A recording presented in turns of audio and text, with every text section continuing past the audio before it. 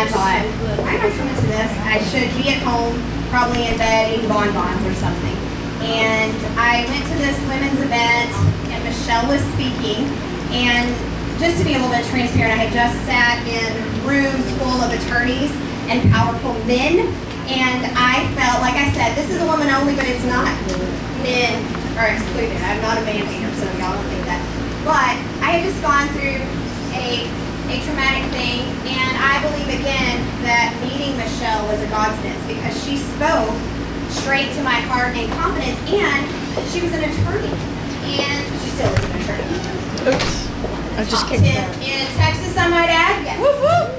But so she started sharing, and she started sharing her heart, and just kind of, I needed to hear that right at that moment, right at that time. So talk about placing yourself in opportunity. So I think Michelle gives wisdom and guidance. Of course, she has fees, and it's hard to get in with her to get her legal services, but that's what she's done, is given you this book if you need some guidance, because there's a lot of things we can go into blindly, and just to have that wisdom to make our own choices and decisions. So I met her at a women's networking event, and I had continued to follow her, and she is just a fierce woman of purpose.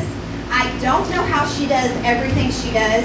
She will be on one day she'll be in the jungle of Africa, the next day she's supporting her husband at a chef event, and then she's closing cases in the courthouse, and she's selling her essential oils, and she's inspiring women. I'm like, how? It's like 20 lives in one day. So she does so much, but let me give her a proper introduction. You will be inspired by our keynote speaker, Michelle May O'Neill. She has been described as a lethal combination of sweet and salty for her Southern charm and Texas wisdom. And her, day job. Michelle is one of the top 50 women lawyers in Texas and is renowned throughout Texas as hell on heels divorce litigator. She says a hell on heels lady embodies an attitude of toughness and an air of confidence without losing her femininity. How many of us want to not lose our femininity? Well, I am so excited and honored. Yes, please welcome Michelle O'Neill. Thank you, Michelle. One of the things, we had a couple of people that we were going to ask to speak social media. We are going to talk about social media things, but I asked a couple of people, and two of the ones that I asked, the first thing was, what's in it for me? And I called Benita, it was one of those kind of moments when you needed your safe circle, and I messaged Michelle, and as I told you how busy her schedule is, and she said, absolutely. And she didn't ask for anything for coming here, but I said, can I put books in all of these women's hands? And so I would just ask, we're going to pass out the books to you. If a couple of, you're pretty. Yes, and Alicia's eating. Who else is not? Okay, yeah, y'all will just pass them out. That way they have their faces. And so y'all will have her book. I ask that you tag. If you get some nuggets from the book, share. You will get nuggets. I know I've already heard. Share. Amazon review. Yes, how many of y'all will write her an Amazon review? So, but let's just encourage her. I'm so excited to have her. I know she's just going to pour life into us. So can we give a girl boss empowering welcome to Michelle May O'Neill.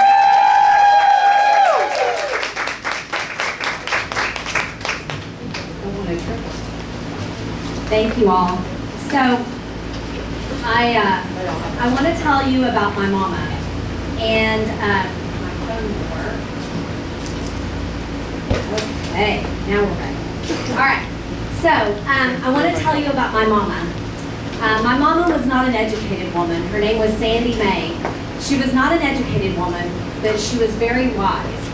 And it was moving, sorry.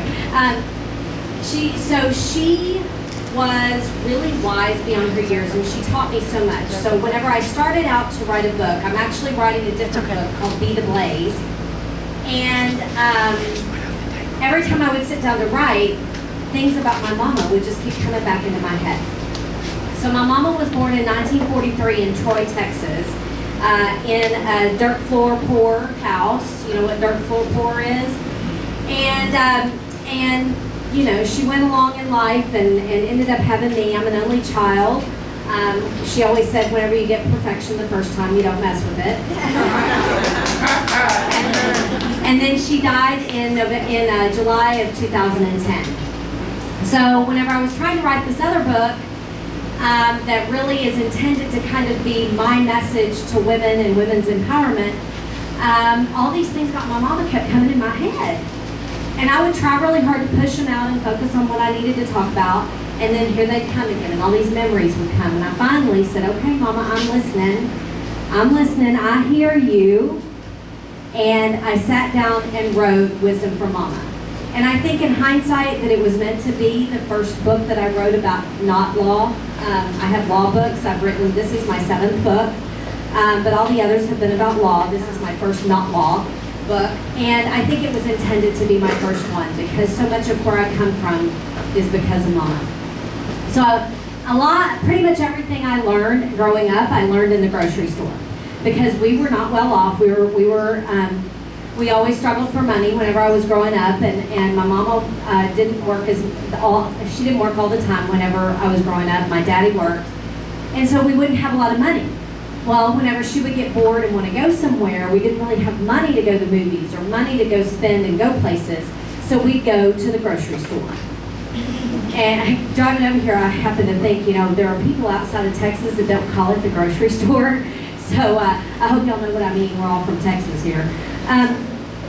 So we'd go up and down every aisle. She loved the grocery store. We'd go up and down every aisle of the grocery store and look at groceries, even though we'd just been there the day before.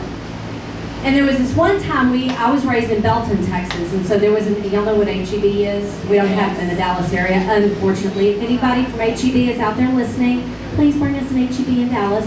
Amen. So we were at the HEB in Belton, Texas, and I was in junior high. So I've always been an introvert. That's one of the things I'm going to talk to y'all about today. I'm not an extrovert like Chaz is. I am an introvert by nature. My mama was an extrovert. So here we are at the HEB store when I was, in about 8th grade or so, and we're going up and down every aisle and looking at every grocery that we hadn't looked at the day before. And we get up to the cashier, and this was back in the days of writing checks. Some of y'all aren't old enough to remember back when we wrote checks at the grocery store, but this was back in that day. So we get to the cashier, and Mama gets out her checkbook, and she goes to write her check, and the little cashier, bless her heart, says, may I see your driver's license? And that was the first time they'd ever asked Mama to see her driver's license when she wrote a check. And when I tell you that I learned everything I know about my cross-examination skills from Mama, Mama was not a lawyer, but she could cross-examine, let me tell you.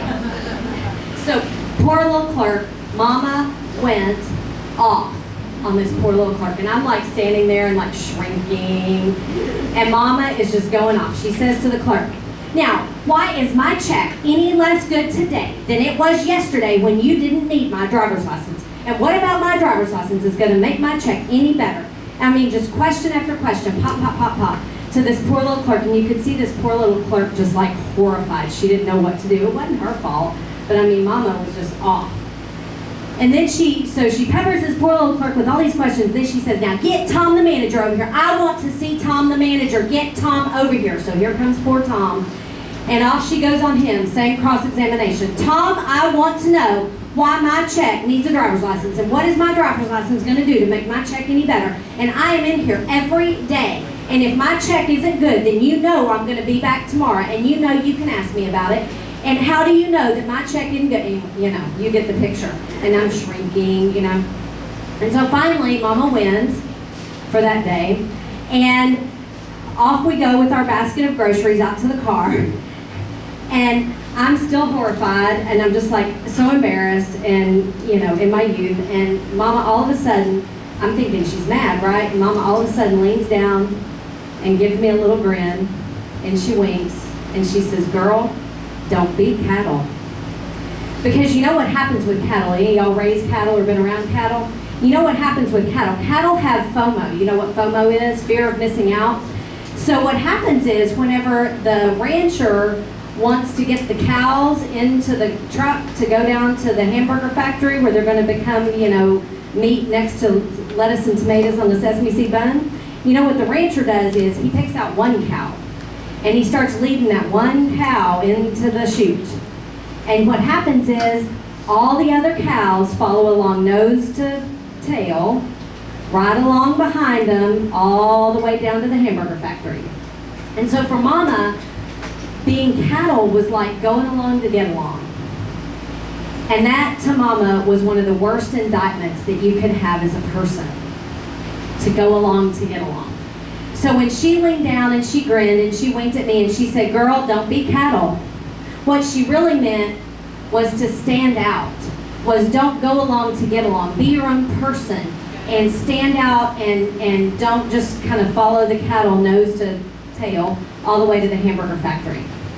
So whenever we talk about women and women in business and women succeeding in whatever it is that you're doing in your life, one of the main keys that Mama imparted on me was don't be cattle.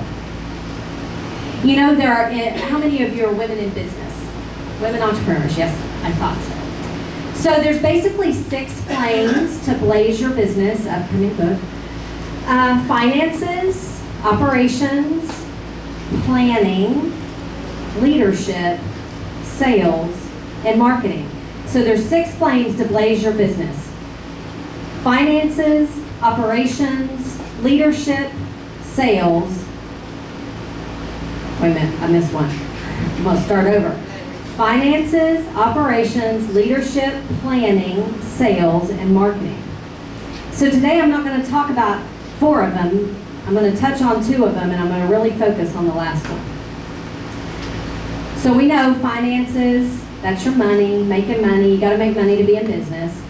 Operations, that's your how do you do it physically. You know, do you have a computer? Do you have staff? Do you have employees? Do you have a location? Do you work out of your home? That's your physical operations. Leadership, obviously we have to be leaders in business. Chaz does a lot of leadership talking. Planning, if you don't know where you're going, how are you going to get there? But the 2 I want to focus on today with you are sales and marketing. I have been in partnership with my current law partner for 4 years. Actually, today is our 4-year anniversary. I've been a lawyer for 28 years, but I learned something from my partner. He's been a lawyer less time than I have, but I've learned from him. And one of the things I learned from him was the difference between sales and marketing. And it's an image that I just love and has always stuck with me. The difference between sales and marketing, or should I say marketing and sales. Marketing is where you're out there with your fishing pole and your bait, and you put your fish in the water and you're trying to find the fish. You're trying to get the fish to come eat the bait and take your hook, right? Sales is where you actually reel them in and cut them and clean them and cook them and eat them. So I'm not going to really spend a lot of time talking about sales today. That's a whole nother hour. But, you know, sales is the closing the deal, is the getting it in the door, right? I want to talk to you today about marketing and how to develop your fishermen out there, or your fisherwomen out there who are helping you bring in fish to help you fish for your business. And that's marketing. Today's message, if you watch Sesame Street, is brought to you by the letter C and the number 3. So we're going to talk about 3 C's of personal branding, and we're going to talk about the 3 C's of networking. So, brought to you today by the letter C and the number 3. So the 3 C's of personal branding. First one is be clear. Now, why do we need a personal brand? I want you to all know, whether you know what a personal brand is or whether you think you have one, you do. You already have a personal brand. Those of you who work in an office, one of you may be known as the funny one, or you may be known as the serious one, or you may be known as the one who always goes to lunch at 12 o'clock. You may be known as the one who always brings your lunch. You may be known as the one who's occasionally grumpy, right? It's not always positive. But we all have a personal brand. The question is, do you know what your personal brand is? And if you don't, then we're going to talk about how to figure that out. So the first C in personal branding is to be clear in your brand. Now, if you're not defining your brand for yourself, and if you're not controlling your own brand, then somebody else is controlling it for you. You're letting other people decide how to control your brand. How do you change that dynamic? How do you fix that? So I want you to think about, what are the adjectives that you want people to use to describe you when they're talking about your business? It could be you at church too, but we're here talking about business. So how do you want people? What are the adjectives that you want people to use to describe you? Serious, funny, smart, educated, knowledgeable, a go-getter. What are your adjectives? Write down 3 of your own adjectives that you want people to use to describe you. But we're not going to do this now, but sometime later, I want you, because this is very personal, I want you to find a friend. Now, it's got to be a friend in the area that you're in. So if you're wanting to talk about your adjectives in your business, you need to find a business friend. And it needs to be somebody you trust, not somebody who's going to pee on your leg and tell you it's raining. So find a trusted business friend and ask them. Don't give them any, don't tell them your list first, but ask them, what are the 3 adjectives that you use to describe me behind my back? What do you say about me behind my back? If you were going to tell somebody else about me and my business and me in my profession, what are the 3 words that you use to describe me when you tell other people about me? And that's a tough thing to do. So can I tell you, y'all know I'm a divorce lawyer. So whenever I did this experiment, because you can't get up here and talk about it if you haven't done it. And whenever I did this, one of my trusted friends, who is a very dear friend and a very trusted friend, and somebody who would be brutally honest with me, one of the words that they used to describe me started with a B and ended in an itch. Now, the thing about discovering your adjectives is, number 1, hearing what other people say about you behind your back, it's very informative. And you have to decide for yourself, are those adjectives useful to me? Are those adjectives actually saying something to me? And are those adjectives things that I want to continue in the future? So, although I would rather they not use the B word to describe me, in my day job as a divorce litigator, I'm not the kind of litigator that holds hands and sings kumbaya. I'm not the kind of divorce lawyer that's the, oh, honey, it's okay.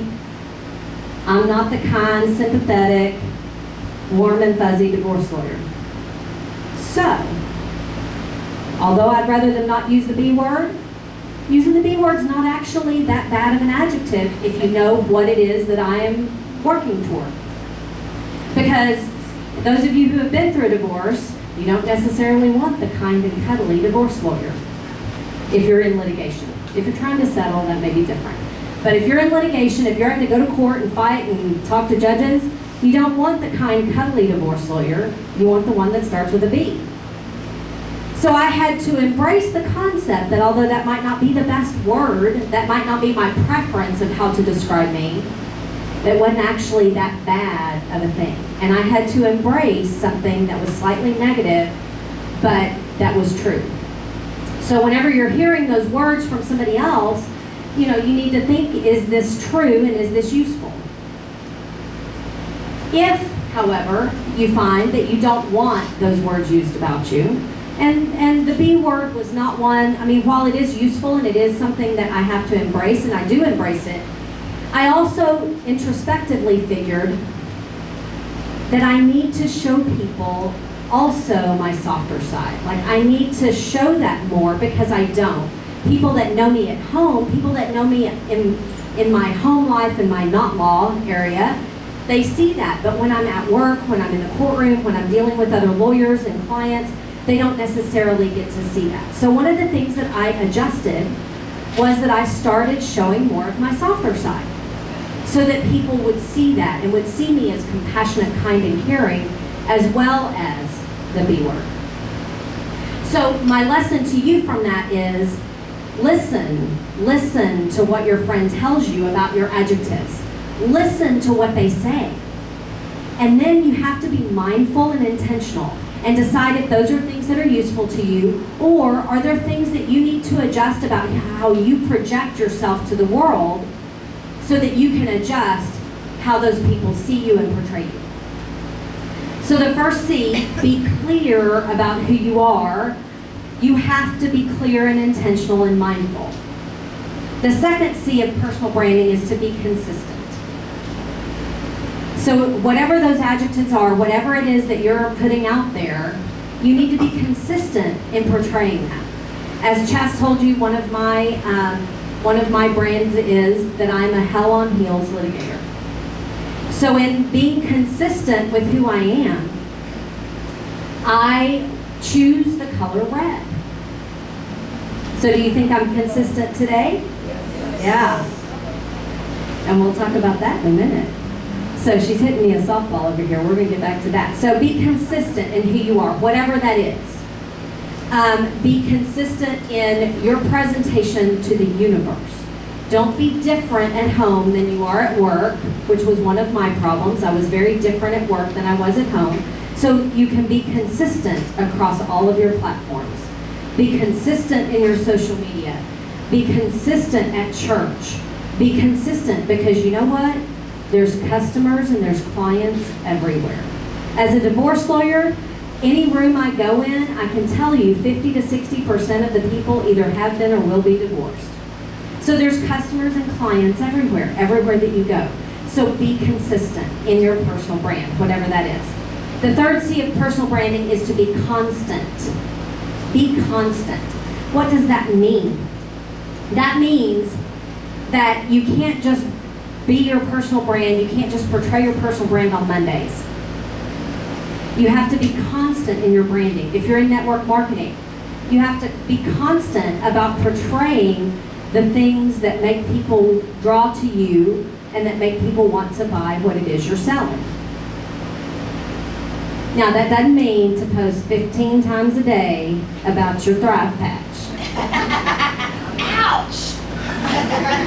That means you got to post occasionally about your puppies, you got to post occasionally about your grandkids, you got to post about your church activities, about your social work, about your volunteering, because all of this is really about building a relationship. When you use the word networking, networking is just another word for relationship. Marketing is just another word for relationship, because people don't buy your product from you, they buy from you. And so you have to be clear, consistent, and constant in your portrayal of you, especially on social media, because that's where it's all at these days. But even in your person, you have to be those things and be consistent and constant about it, so that people know. You know, the general rule of marketing is that it takes 7 touches for somebody to even remember what you do. And in the day and age of social media, in the day and age of everything right now,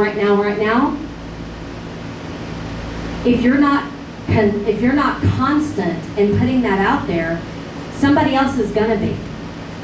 One of my hobbies / side jobs is that I am a distributor for Young Living essential oils. I love essential oils.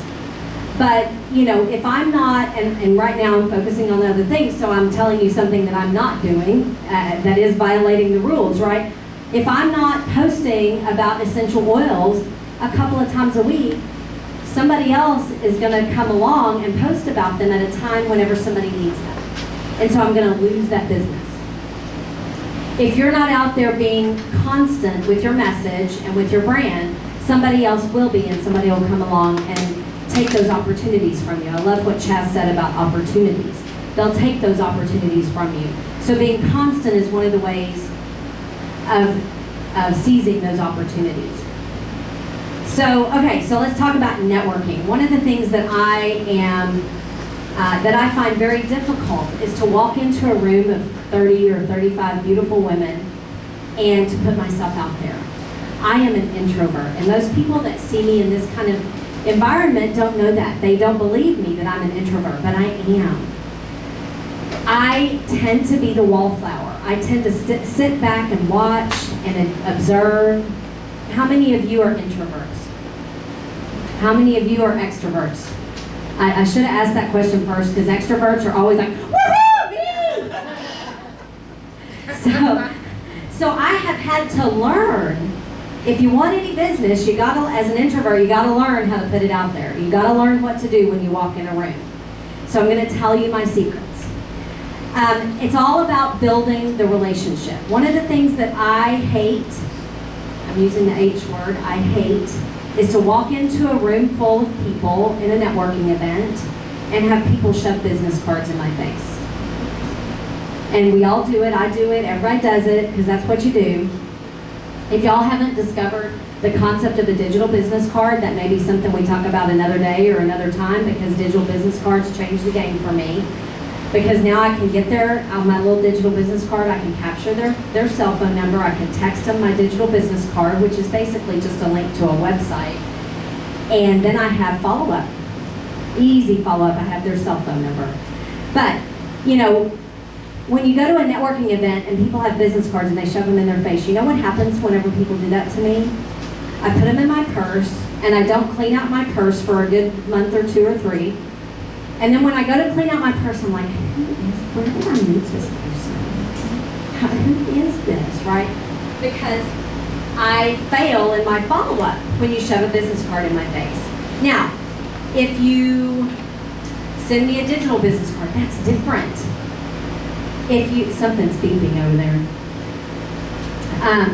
If you build a relationship, if you friend me on Facebook, like those are things that do things that stand out, that are not just a business card that's in the bottom of my purse. So everything is about building that relationship. Number 1 rule of going to a network meeting as a introvert. And extroverts, this can apply to you too, y'all just don't need it as much. Number 1 rule, be comfortable. Because if you're uncomfortable, everybody's gonna know that, and they're gonna be uncomfortable with you. So number 1 rule is to be comfortable. How do you get comfortable when you're going to a networking event? Get there early. I like to get there early, get the lay of the land, maybe meet somebody else who's there early. Now, I told some ladies the other day, I was giving this talk the other day, and one of the ladies shouted, tequila! I said, well, let's not drink too much of that, because you might be too comfortable. But, you know, if you're going to a networking meeting at a restaurant, then go early, sit at the bar, order club soda, because you don't want to be too comfortable, and get the lay of the land. Maybe do some research on the group is that you're going to. Meet a person or two in advance so you don't walk in the room not knowing anybody. Call the meeting organizers, ask them a few things about it in advance. But number 1 rule is to be comfortable. And us introverts kind of have trouble with that, and that's why we stand back on the wall as a wallflower. Number 2 rule, to be confident. To be confident. Now, sometimes you gotta fake it till you make it, right? Sometimes you have to pretend you're confident. Sometimes you have to imagine what a confident person looks like and pretend to act like them. And that's okay. But you have to portray confidence, because if you're uncomfortable, if you're lacking in confidence, then the person you're talking to is going to sense that. And they're not going to think you are confident in what it is you've got going on. So one of the ways to be confident is to know what your message is. What is your message? What is the reason you're going to this networking event? Have a plan. So you want to have a plan. You want to think in advance, like, what is the point of me going to this networking event? Is the point that I want to meet 2 people to schedule lunch with that we can have a mutually beneficial relationship to help each other? Is your plan is to meet 2 people? Is your plan to, to make 10 connections and friend them on Facebook? Is your plan just to kind of go see what it's all about, and then next time go and make some connections? Whatever that plan is, have the plan in place in your head before you walk in the door. And then, when you have that plan, know what you're doing about it. Plan what you are going to do to effectuate that plan. So this is where your elevator speech comes in. Whenever you're going into a room and you need to tell somebody what you do for a living, do we all know what a elevator speech is? I said elevator, right? So you have your 30 seconds. What do you do for a living? Whenever people ask me that at networking events, sometimes I'm a little crotchety and I say, well, I put us under what God joins together. And then they're always like, whoa, wait a minute. That takes them off guard, right? But you know what? They remember me. So how are you going to be memorable when you say your 30-second elevator speech, right? So have a plan for what it is that you're going to say. And that way whenever you walk in that room, that you know what you're there to achieve, you know your objective, and you know how you're going to go about achieving that objective. Maybe you search out, 2 really friendly looking women and you go up and introduce yourself to them. One of the plans that I have whenever I go into a room, and there's many plans you can have, right? There's many strategies of how to work a room. One of mine is sometimes that I want to work the room and then I want to go home and snuggle with my puppies on the couch. So I have what I call the pinball machine plan. So the pinball machine plan is where I walk in the room and I go bing, bing, bing, bing, bing, bing, bing, and then bing, out the door. So what does that look like? The pinball machine plan for me is I start to the left when I walk in the room. And I see somebody that looks familiar or that looks friendly, and I walk up to them and I introduce myself and have about 2 to 3 minutes of conversation. Try to figure out if there's somebody that I'm going to connect with or if they're worth having more time with.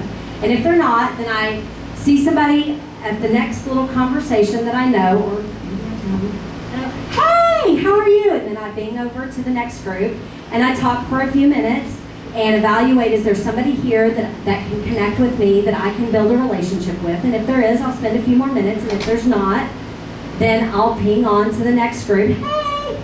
And then I'll ping on to the next group, and then by that point, I've either accomplished my objective, I have collected, contact information for a handful of people that I can follow up with, and then I ping out the door and go home. So that way I don't get stuck talking to the one boring guy in the room that just wants to ask me on a date. I don't get stuck in the cornered by one person. I have a plan for how I'm going to effectuate my goal of meeting 2 or 3 people to build a relationship with. I have a plan for how to move from group to group to make that happen. And I have a plan for efficiently and effectively getting out the door and going home to my puppies and my introvert cocoon. So that's one of the plans. There's many strategies and many plans, but that's mine. The third C of networking, charisma. Be memorable, don't be cattle. So how do you be memorable? For us introverts, we tend to like to wear black or blue or beige. We tend to like to kind of blend in. So do the opposite of that. Get out of your comfort zone. Wear a bright color. Wear a great piece of jewelry that people will comment on. Wear bright lipstick. Put your hair up with a fun bow on it. I don't care what you do. I was giving this talk the other day to some ladies, and one of them is in the housekeeping business. And after my talk was over, she came up to me. She said, I know what I'm going to do the next time I go to a networking event. And I said, what? And I was all excited that she learned something from me. She said, I'm going to go in riding my broom. And I thought, you know what? That's going to be memorable. Good for her. That's great.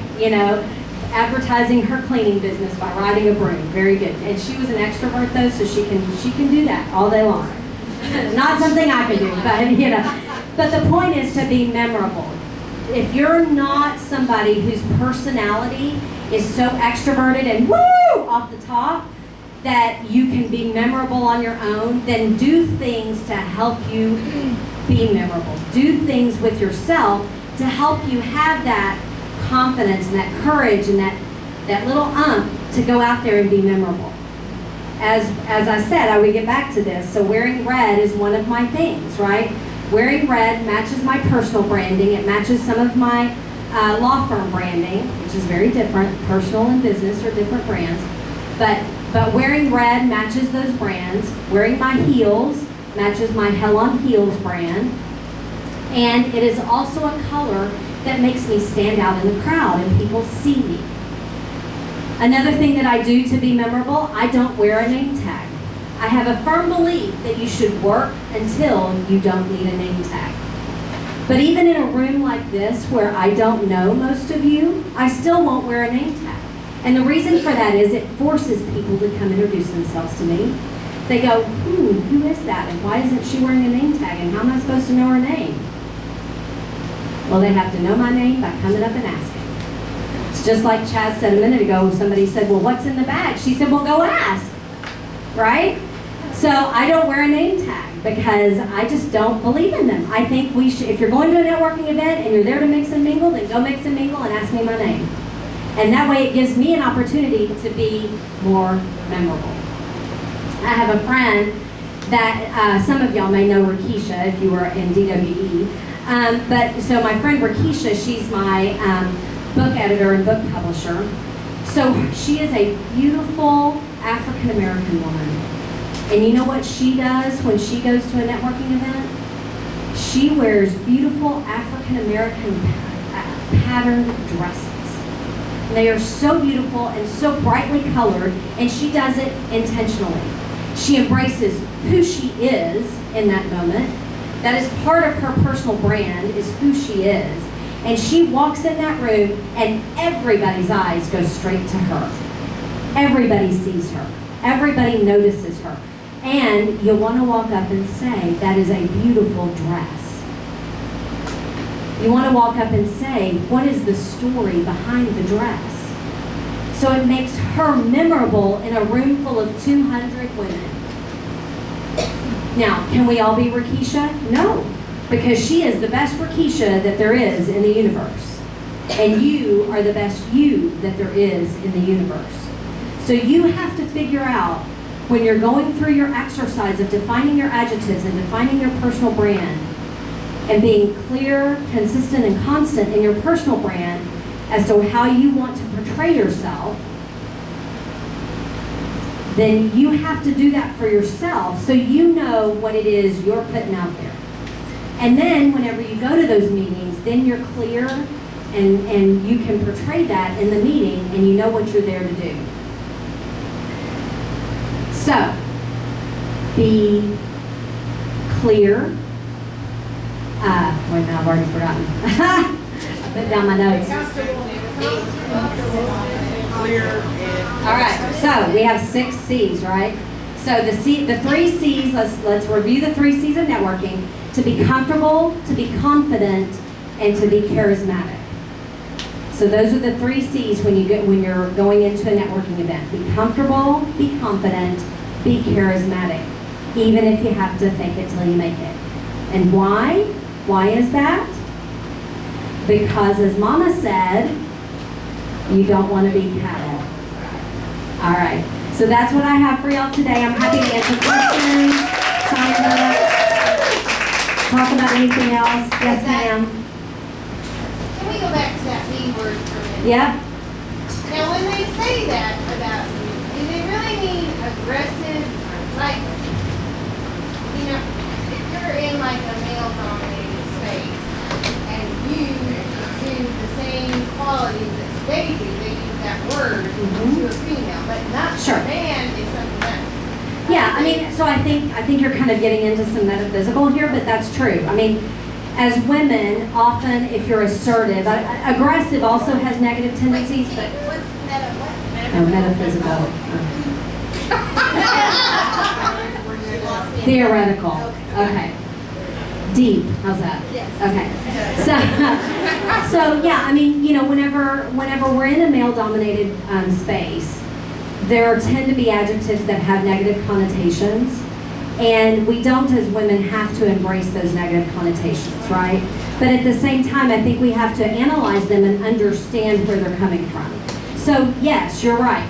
I exist in a very male-dominated space, and it's not just men, though. I mean, women are tough on women. I mean, that's why events like this, and that's why people like Chaz are so important, because we need to learn as women not to be that way to each other. We need to learn to build each other up. If y'all haven't read the book Lean In, I highly recommend it. But I think that is where that comes from, because I'm assertive, because I don't back down, because they can't overpower me, whether it's men or women. I mean, it's just, I don't back down. So yes, that's where the B word comes from. That is a summary of many qualities that I actually need to embrace, right? So being assertive is a good thing for a divorce litigator. Not backing down is a good thing. Fighting hard for my client is a good thing. And one of the things that I feel like in my own path and in my own analysis of like what is the thing that I bring to the universe that's different than anybody else, and that I believe is my strength. My strength that I can be strong for other people when they are weak, like in a divorce situation. That I can convey to people that I speak to women especially that I speak to, I can convey a strength that I have, in a fortitude, might be a better word, a fortitude that I have to other people, and encourage them that they too can have fortitude. And so fortitude, aggressiveness, those are all those kind of strong words. So that's where I came to when I analyzed those adjectives, and the B word being one of them. That's where I came to in analyzing what that meant in a way that I could take away as a positive. Do some people mean it as a negative? Of course. But, we can't worry about them. Like, all we get to do is worry about us. So, for me, it was analyzing it in a way that I could take away as a positive. And that's what I encourage you to do. Yes, ma'am? Can we add to that? What is something you do in the career because you do have to be assertive and aggressive, and I'm the same way in my line of work, and I work with a lot of men, and I get the same thing, the B word. What do you do to kind of soften that, even though you cannot? So, and like I told you, I mean, that's something that I've recently, in the last few years, I've been working on, because I didn't necessarily want to only be known as that bitchy lawyer, I embrace it with Hell on Heels. I embrace that part of it. But I also wanted to soften that. I wanted people to see. One time I had a guy come up to me. I just had a case against this lawyer guy. And we were at a networking event or something. And I probably had a glass of wine or two. And so I was being especially like charming and funny. And he's like, oh, you're not that bad. And I was like, I mean, again, like you have to figure out what to take away from it. Like not necessarily embrace his negativity, but what do you take away from that? And I was like, whoa, maybe I need to be this way more often. So what I found is a couple of things. One is to smile. So I believe that I call it being British, because the British, they can say stuff and it's like a total cut down, but they smile and they have this great accent and it sounds like a compliment. So I've learned that you can say something with a smile that you can't say with a frown. Yeah. So that's basically how I embraced it, was to smile. And when you smile more, like I found that I had resting bee face a lot of the time. Which, on a side note, like I went to one of those doctors and had these little things done so my eyebrows didn't come down over my eye. Well, I haven't done Botox yet, but they did it was these little strings that they put in my forehead and they pull it up. And it's less invasive than like a forehead lift, but lasts longer than Botox. And so they did that and it pulled my little eyebrows up, and then my resting bee face went away some because I wasn't scowling all the time. Now Botox may be next, but yeah, so I think facial expression and body expression, I think, is one way of dealing with that. You also can't take life too seriously. So, and probably in your line of work, and certainly in mine, sometimes guys can be a little gross, profane, rude, dirty, nasty, whatever, So you got to learn to not take life too seriously. If a guy tells a dirty joke in front of you, just like, ha, whatever. And don't take it home with you. Let them be where they are, and just don't, like you said a minute ago, like don't take it home with you. You get to choose what you take home with you. So, you also have to just not look at life too seriously and not get offended at stuff, and just smile, and just know that you get to go home to your puppies and your husband and your kids and your grandkids and your pool and your little haven, and they get to go home to their haven. And there's some woman in the world that's tired of their shit. And But I need to call Michelle, man. well, you know, there is that. Yeah. So questions? That was awesome. Thank you. Thank you. Oh yes, ma'am. Of course, I'll sign everybody's book. Y'all give her a big girl boss.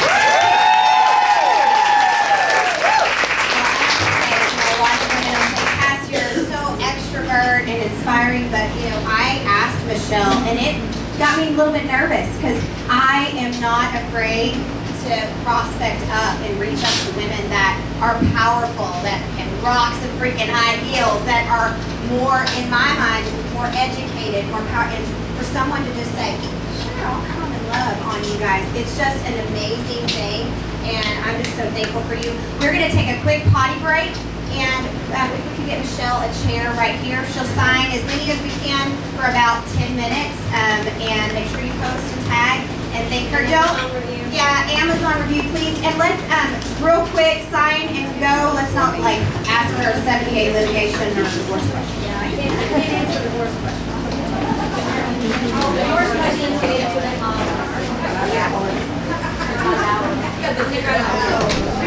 I said, I was looking for you there. Well, you were right.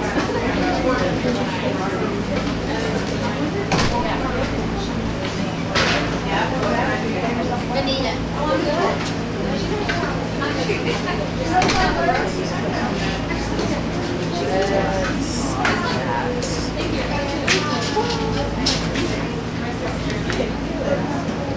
I did very little, but so you're IT. So you're IT. I'm everything. Anything that they tell me to do, I can do it because God equips me. Sure, I can do that. Yeah. Okay. How do you do Menu. Oh, it is touchscreen, so that's a plus. Here we go. Menu. Before I leave, I need your number. I'll have your number when you go to the When website. I go to the website and do my thing. Menu. Is that camera on? Yes. I'm trying to learn how to turn it off. Okay, stop.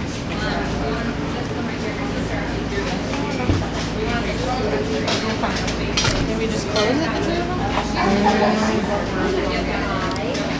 This function is not available.